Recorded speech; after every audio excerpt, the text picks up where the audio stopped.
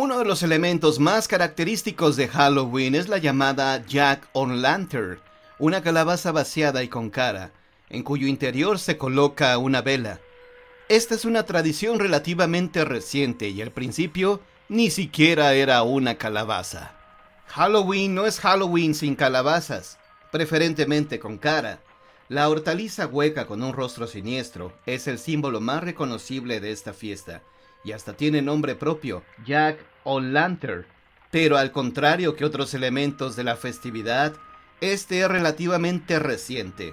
Se remonta al siglo XIX y además, al principio, ni siquiera era una calabaza, sino un nabo.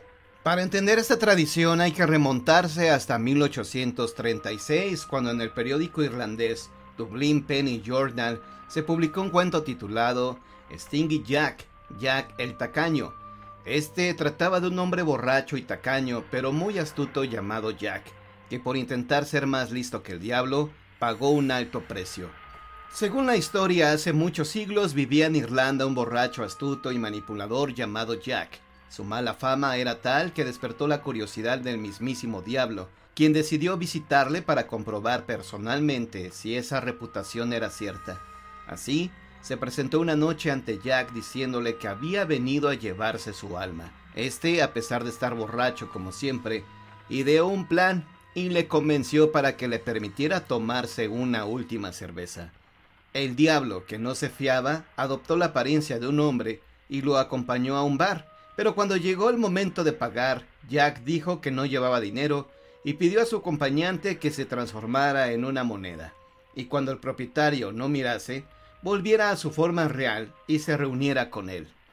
El diablo así lo hizo, pero Jack, en vez de pagar con la moneda en la que se había transformado, se la metió en el bolsillo donde llevaba un crucifijo, impidiendo que el diablo recuperara su forma.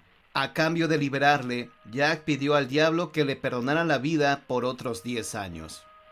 Humillado y deseoso de cobrar revancha, el diablo se presentó de nuevo ante Jack al cabo de una década, pero de nuevo subestimó a aquel borracho y accedió a un último deseo: dejarle comer una manzana de un árbol cercano.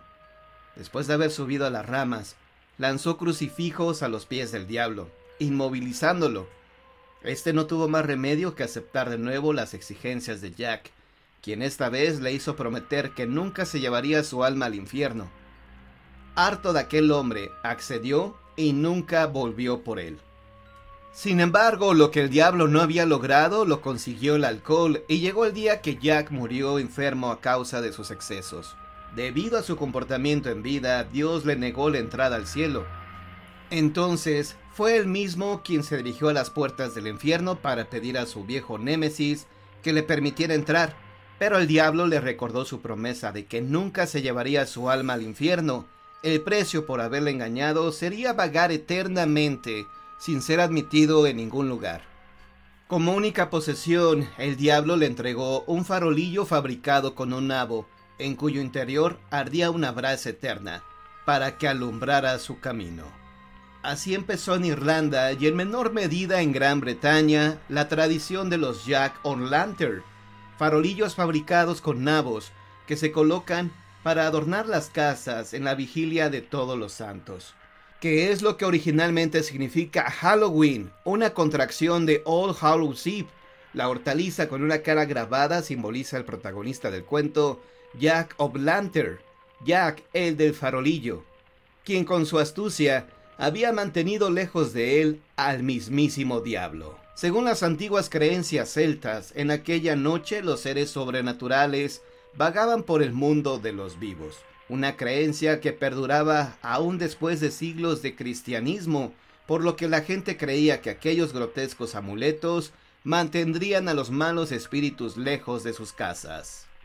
La tradición fue llevada a Estados Unidos por los emigrantes irlandeses que desde el siglo XIX se instalaron en Estados Unidos en grandes números. Ahí se mezcló con una costumbre local. Los niños vaciaban calabazas y abrían agujeros a la altura de los ojos para usarlas como máscaras.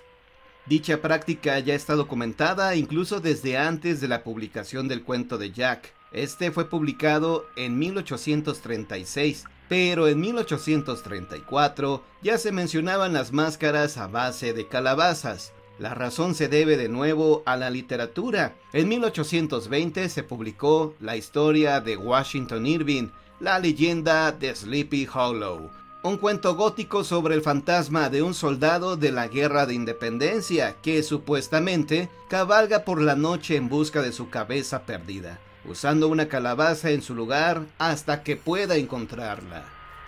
Ambas costumbres se mezclaron y así los nabos con los que se fabricaban los Jack-o'-lantern fueron sustituidos por calabazas. La hortaliza es nativa de Norteamérica y ya tenía una gran presencia en la gastronomía del país. De este modo, al vaciarla, se aprovechaba el interior para preparar platos típicos a base de calabaza, como pasteles o galletas, aunque también se siguieron utilizando nabos y otras hortalizas. Finalmente fue esta la que perduró en la tradición y que casi 2 siglos después se ha convertido en el símbolo de Halloween. Aunque para algunas personas, Michael Myers es el símbolo más representativo de estas fechas.